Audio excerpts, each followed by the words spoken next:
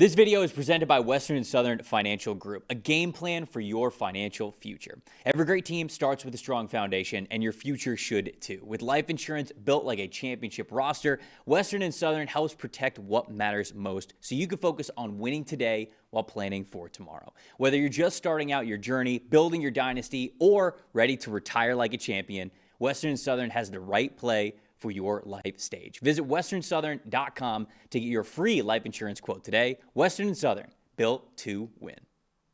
Let's get right into it. Sunday Night Football. We had a fun one last night. It was the Patriots and the Baltimore Ravens. Now, there were, I feel like, a lot of just different acts, chapters of this game, right? Okay, like things start out well for New England. Lamar Jackson's playing really well, and then Lamar gets hurt. But okay, they start running the ball really well in the second half. Baltimore Ravens get up, but in the end, Patriots win this game 28-24. They clinch a playoff spot. They are back in the playoffs for the first time since 2021. I tweeted afterwards, good for Patriots fans, right? They've been through so much. It's been such a long time coming. So I'm very happy for them finally making the playoffs here. It's just been such a long time coming. So much trauma they've been through. I know. Just so much. A long-suffering fan base. 4 whole years of nothing. I wonder what only 4 whole years of no results would feel like. I think Jets fans were the most upset about even then, it was really only 3. They made the playoffs still in Mac Jones' rookie year. 3 years off for New England fans. Wow. It's true. Painful. So painful. And now they're back. And, well, you know what? In the AFC, they've got as good a shot to get back to the Super Bowl as anybody. All joking and sarcasm aside, I am excited to see Drake Maye in the playoffs because this is still one hell of a football team. The top 5 graded players that we had from Sunday Night Football. Wide receiver Stefon Diggs stepping up when the lights are brightest, as he often does. An 88.6 overall grade. Offensive tackle Thayer Munford with an 88.4. Edge rusher Kayvon Chason an 85.7. Offensive tackle Mike Nwenu a 79.7. Wide receiver Kyle Williams with a 79.4. And then Drake Maye 69.9. On Baltimore's side of things, tight end Charlie Kolar with an 85.6 overall grade. Wide receiver DeAndre Hopkins, an 82.6. Wide receiver Zay Flowers, a 75.5. Safety Kyle Hamilton, a 74.4. And then Ronnie Stanley rounds it out for him at number 5 with a 74.2. Lamar, before he got hurt in this game, he was a bruised back, I think what I saw. Yeah, took a knee in the back. Took a knee to the back, and that was the official injury designation there for him. He had an 85.6 overall grade before he got hurt. But, Dalton, my stats told the story in this game was Drake Maye deep passing. And it's really been something that has been a theme for them all year long. And why this is the stat that told the story and the most impactful stat for me is because we've talked about here on this show when we went back to his sophomore and his junior year, his last 2 years at North Carolina. He led the FBS in big-time throws during that time when he was a full-time starter. So we knew that pushing the ball deep down the field, not only the arm talent, but the mentality, the accuracy, the consistency to be willing to do it was there for Drake Maye. That's why he's a high draft pick. And last year, he was trying to take in everything, right? As a rookie quarterback, there's so much to learn. There's so much to diagnose. So we didn't see a ton of that last year. This year, we have seen a lot of it. But with deep passing, you worry about it being so hot and cold. Because there are quarterbacks and offenses around the NFL that, man, when the deep passing looks fantastic for them, great. They're winning a lot of football games. But then there are weeks when if that's not what's working for them, sometimes they struggle moving the football. Philadelphia Eagles are one of those teams this year where that could be the case. The Seattle Seahawks with Russell Wilson during the twilight of Russell Wilson's time with them kind of felt that way. The Packers a little bit this year have felt that way.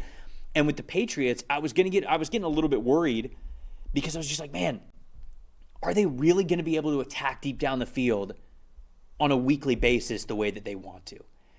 And we had a couple of weeks here over the last few weeks where they have started to struggle, and I was like, are they going to get it back before we get to the playoffs for them? And it looks like they have. 91.5 overall passing grade for Drake Maye when he was passing 20 or more yards down the field. He was 5 for 8, 131 passing yards, had one big-time throw. He was just fantastic in this game, and I think that that's part of what makes him such a clutch quarterback is that he truly can unlock every level of the field at any time. So to me, that was a big stat that told the story for him bouncing back in that regard. For sure, and I believe it was an 81 passing grade in the fourth quarter of this game. And Drake Maye, look, say what you want about New England's schedule and how many so-called easy wins they've gotten. He has shown up in big moments this year. You think about the 2 Sunday Night Football games, first in Buffalo and then here in Baltimore, 2 huge wins that are really the 2 wins that are the difference in them probably winning the AFC East. They just need to win over the Jets this coming week. And then you look at just some other games where you had adversity that he had to work through, right? You think about the Browns game that through the first half of that game was tight, and then he took over in the third quarter. You think about the Bengals game, not as easy as they expected. The Tampa Bay game down in Tampa, right? Drake Maye has come through and made big plays in big moments all year. And then I find this one the most compelling because it comes on the back of last week when you had the big blown lead against Buffalo, and then he had a shot to retake the lead at the end, and he didn't get it done. For him to get back up off the mat and get back up off the mat in this game, down 11 points late in this game, and you just look at what he has accomplished this season and what he's accomplished in big moments. On top of, look, this is a very young team. There's a mix of veterans like Stefon Diggs, like a Mike Onwenu, who step up in a game like this. But Drake Maye's the leader of this team in his second year in the NFL. He's been clutch all season. And he's, look, again, in this wide open AFC, I think this is really the theme right now throughout the entire league. Normally we get to this point in the year, Trevor, and yes, there's 14 teams that make the playoffs, but usually we can narrow it down to 3 or 4 who are really going to play for a Lombardi trophy.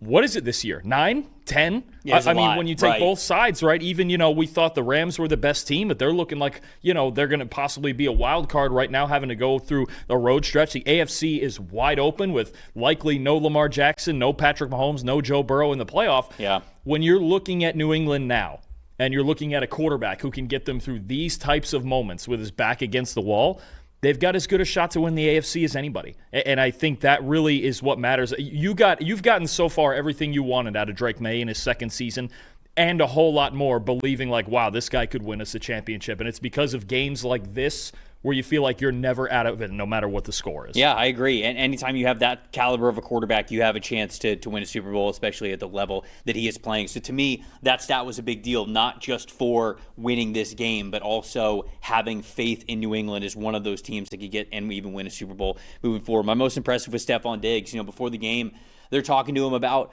not being on the field as much this year. They've got a diverse group of wide receivers to be able to throw the ball to, different skill sets. They've got a deep tight end room as well. A couple running backs that are very comfortable not only handing the ball off to, but getting involved in the passing game as well. There's just a lot of contributors on this Josh McDaniels and Patriots offense. And because of that, a guy like Stefon Diggs, he's had some takeover games this year, but he's also had games where, he's getting 2 catches, 3 catches, just like it's a more quiet game. And for Diggs, who at one point in time was regarded as one of the best wide receivers in the NFL, he even talked about this, how it's been an adjustment for him. And he's like, look, this is just where I'm at in my career. This is where I'm at with this team.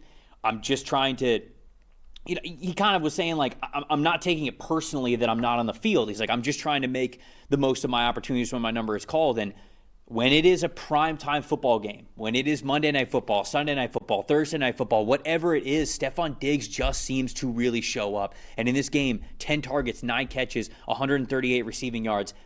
They will need him, right? They've had a really successful season, and there have been points this year where they haven't needed Stefon Diggs.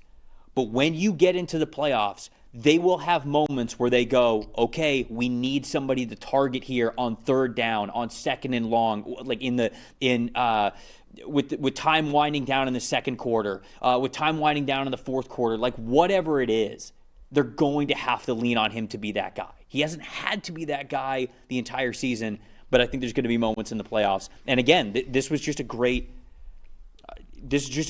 proof of concept to say, like, when we need him to step up in our biggest game, we can. So I loved seeing Stefon Diggs play well in this game. What about you? Who was your most impressive? Absolutely, and I think to your point about veterans really being the right mix, having the right mix of veterans on this team to lead those young guys, and you've seen it too. Diggs in the Buffalo and Baltimore games, right? You think about Travion Henderson in the Tampa Bay game. You think about Hunter Henry in the game against the Bengals, right? It's been somebody different every week, and then it's kind of been the same case on the offensive line as well, especially with some injuries that they're dealing with. But look at the right guard, Mike Onwenu. This guy's been a constant in New England for so long. 86.4 pass blocking grade with no pressures allowed in this game when Drake Maye had to go back and throw the football with no play action and just trying to bring his team back from 2 scores down with no Will Campbell at left tackle. Morgan Moses gets hurt for a period in this game as well, but Onwenu at that guard spot, man, he was the one starter that they brought back this season. He's been a constant for them for a long time, and for this year, one of their most consistent players, deserves the recognition for the work that he does in the trenches. Anything else on this one? Obviously, the Ravens blowing the lead in the fourth quarter is something that probably a takeaway for them, because it almost feels as though I mean, is this Harbaugh's last year with the Ravens? You could ask that. I mean, the two things that have really done them in this year, number one are the injuries, and that showed up again in this game, especially with Lamar Jackson only playing half the game. And two, just the inability to close out certain games, the Buffalo game, all the red zone trips we talked about in the Steelers game, right, that they just didn't take advantage of all the opportunities that they had. You look at this game, an 11-point lead late that got away from them. So I think when you really break down this Ravens season, it is a lot of disappointment. There was a hot stretch in the middle of it, but honestly, 7-8 is about probably right for what they've been all year. They've beaten one team with a winning record. That was the Chicago Bears back in Week 8, and otherwise, they've beaten who they're supposed to, and they're just not able to get over the hump right now. This year, especially offensively, against good teams. So it's been an inconsistent team all year. That was still the case in this game. Now, they still have a chance. They have a pulse, right? They need Cleveland to beat Pittsburgh, which is going to be a tough task, and then they need to beat the Packers, and they can set up a showdown. They're not completely dead yet, but considering all the Steelers have to do is beat the Browns, you don't feel very good about it. So there was some missed opportunities this year for sure, and the Ravens, for most of the year for me, especially offensively, just not as good as they were supposed to be. It's going to be an interesting offseason when it comes to that Ravens conversation with John Harbaugh as their head coach, because he's been the head coach for so long, and they've obviously had a lot of success there with him. But if there's any question mark about sort of who he is as the leader, as the voice as that everyone hears, as the person that everyone looks up to for the direction, the motivation, the consistency, the discipline, the plan, all of that. I said this on Twitter last night. There's too many really good head coaches right now to settle at head coach. And John Harbaugh, I want to give him his respect for how good of a coach he has been over the last 15 years. In this league and for this organization. But if you wonder if it's sort of time for a change here, just to change, I mean, you have Vrabel in New England. You have Liam Cohen in Jacksonville, DeMeco Ryans with the Texans, what Sean Payton is doing with the Broncos, Jim Harbaugh with the Chargers, obviously Andy Reid with the Kansas City Chiefs. But then you get into what Ben Johnson is with the Bears, Matt LaFleur with the Packers, Dan Campbell with the Lions, Kevin O'Connell with the Vikings. There's just basically every team in the end, like so many teams, Kyle Shanahan, Mike McDonald, Sean McVay. There's so many good head coaches right now. It's not like there's three at the very top, and then you go, well, of course we would love to have. How many years ago was it where it was like, well, of course we'd love to have Belichick or Andy Reid, and it was Kyle Shanahan's probably in the mix there at some point. Sean McVay was probably in the mix there still, but it felt like there were maybe 4-ish coaches at the top where you'd say, these are obvious Super Bowl caliber coaches. We might have 11 Super Bowl caliber coaches in this league right now. And that's too many for you to look at your head coaching situation and I'll say settle. And if you think that you are settling, I think that might be making the decision for you. So this isn't just a Ravens thing. It could be for a lot of other teams as well. I think also more than any time in the past 5 or 6 years, I think Eric DeCosta's got a real tough task in front of him as far as I think he's got to really examine what he has on this roster in certain areas. Okay, the offensive line, this is as average as their offensive line has looked in years. Zay Flowers has over 1,000 receiving yards. Nobody else has more than nobody else has 400. Every year. They don't have enough depth, and this year their tight ends were either injured or not as dominant as they've been in the past, right? And they have no pass rush to speak of. Without blitzing, and Drake Maye was really good at working and navigating around pressure in this game, but look, they have the 3rd worst pass rush grade in the league, too. And how many years have we said over and over that the Ravens don't have one dominant pass rusher? They don't have a closer. It's showing up more and more often. So in the trenches, they are not the dominant team that we're used to seeing. And once again, to me, that's a huge factor.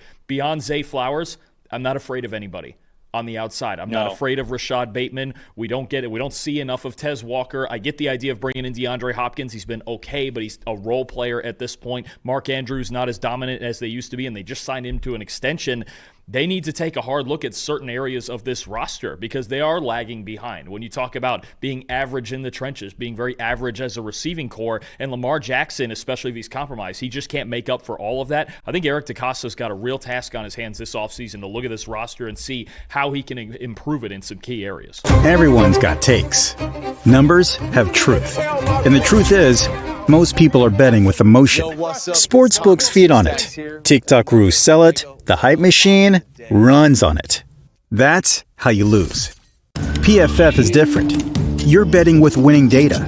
The same data trusted by all 32 NFL teams and the sharpest minds in the game. PFF betting tools take every prop, every matchup, every angle, and run them through our custom models. Built on the best football data in the world. What comes back is your edge. Simple, sharp, and built to win. Want to go deeper? PFF puts a pro-level analytics department in your hands, giving you the same insights teams use to find every advantage. Build your game plan with matchup analysis. Project every snap, every matchup, and every edge before kickoff, because the smartest plays start long before Sunday. Hit rates show how a player performs against their prop and against defenses built the same way. It's the data that gives you real confidence in every pick. Next, Key Insights translates PFF data into the story behind every matchup, giving you the why that powers your bets. From coverage schemes to defensive looks, it's the context that turns raw numbers into winning decisions. When you're ready to take action, filter through every prop on the market and focus on the opportunities that matter, by game, matchup, or value.